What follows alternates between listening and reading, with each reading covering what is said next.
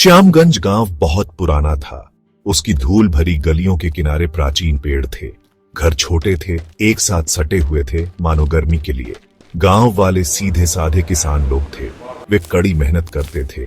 वे अपने आप में रहते थे और वे आम के बाग के किनारे बने कुएं के पास कभी नहीं जाते थे। कुआं भी बहुत पुराना था। उसे किसने खोदा था या कब खोदा था, ये कोई नहीं जानता था। उसके पत्थर उम्र के साथ चिकने हो गए थे। एक आदमी की बांह जितनी मोटी बेलें उसके किनारों के चारों ओर लिपटी हुई थी। कुएं का एक नाम था। गांव वाले उसे भूत कुआं कहते थे, फुसफुसाहटों वाला कुआं। यह कहा जाता था कि कुआं शापित है। कुछ ने कहा कि बहुत समय पहले एक डायन वहां डूब गई थी।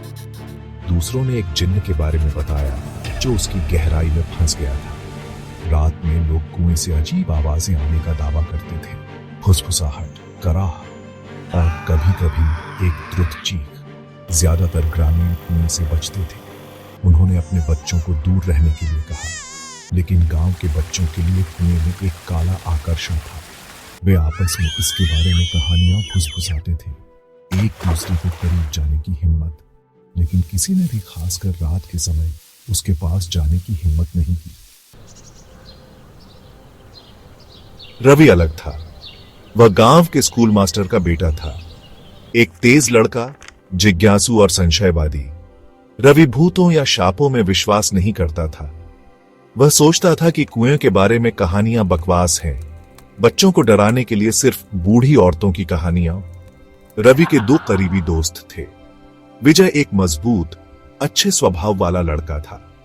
वह हमेशा एक साहसिक कार्य के लिए तैयार रहता था, जब तक कि यह बहुत खतरनाक न हो। तीसरा दोस्त आनंद एक डरपोक लड़का था। वह आसानी से डर जाता था, लेकिन वह अपने दोस्तों के प्रति वफादार था और उन्हें निराश नहीं होने देता था। गर्मी की एक दोपहर तीनों दोस्त एक बरगद के पेड़ के नीचे बैठे बातें कर रहे थे। बातचीत फुसफुसाहटों वाले कुएं की ओर मुड़ गई। विजय ने गर्मी से उत्साहित होकर दावा किया, मैं तुमसे शर्त लगाता हूं कि मैं पूरी रात कुएं के पास बिता सकता हूं, कुछ नहीं होगा। आनंद कांप उठा, ऐसी बातें मत करो विजय, यह एक शापित जगह है। रवि हंसा, शापित?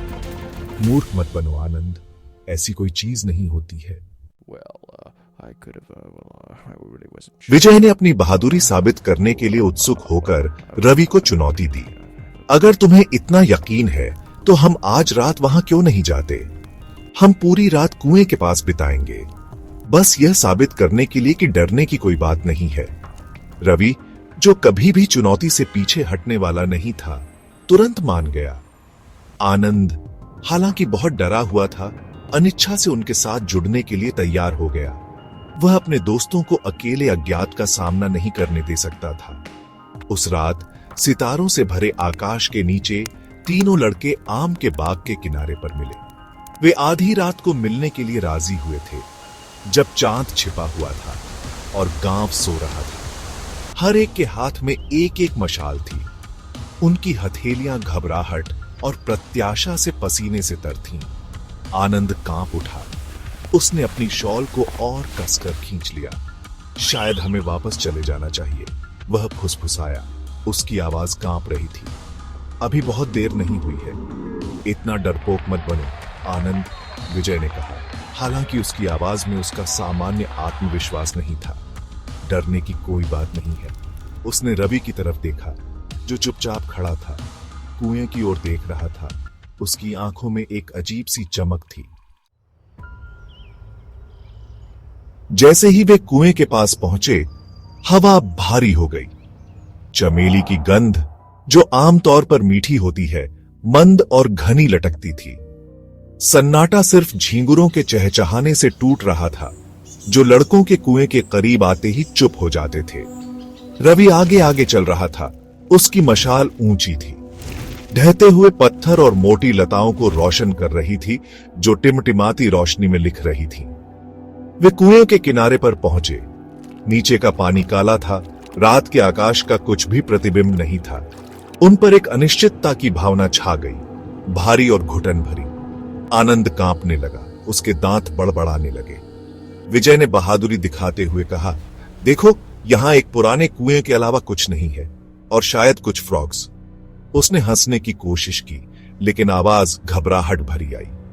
रवि ने उसकी उपेक्षा करते हुए किनारे के करीब कदम रखा। उसने अपनी मशाल को रसातल के ऊपर रखा, अंधेरे में नीचे झांक रहा था। तुम क्या ढूंढ रहे हो रवि? आनंद को फुसफुसाया।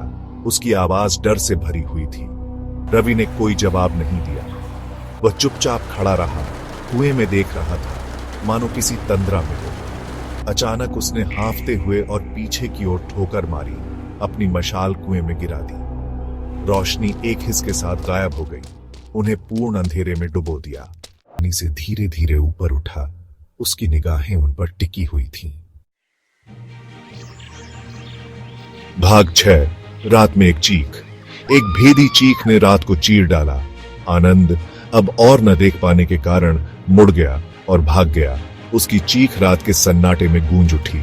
विजय पल भर के लिए स्तब्ध झिझका, अपने दोस्त की मदद करने और उसके सामने भयानक दृश्य के बीच फटा हुआ।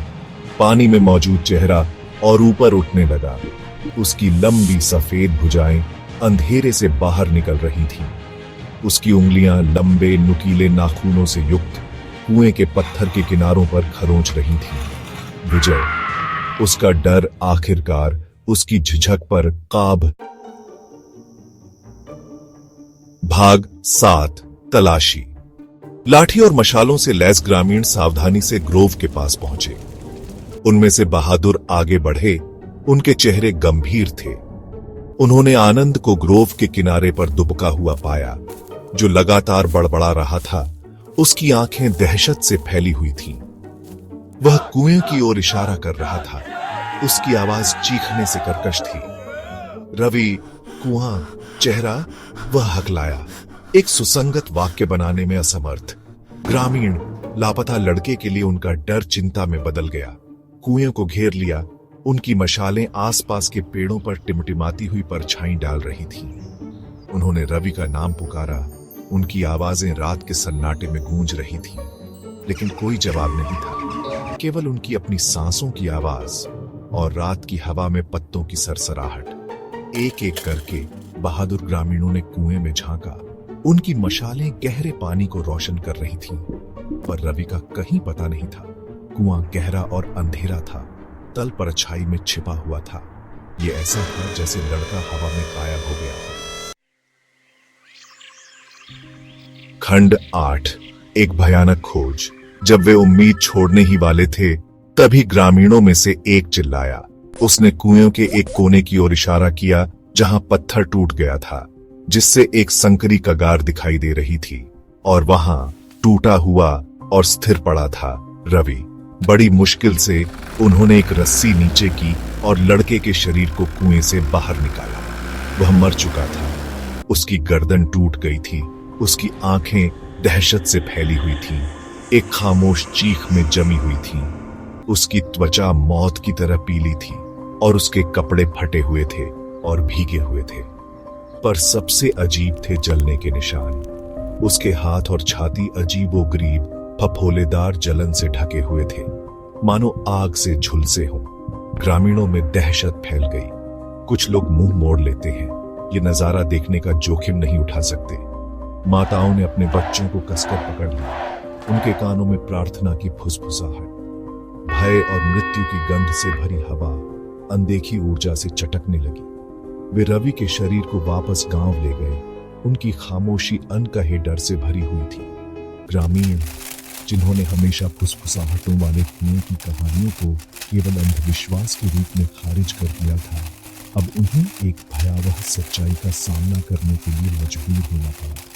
कुआं सिर्फ कुआं नहीं था, ये किसी अंधेरे और प्राचीन चीज का प्रवेश द्वार था, कुछ बुरा। भाग 9। चेतावनी।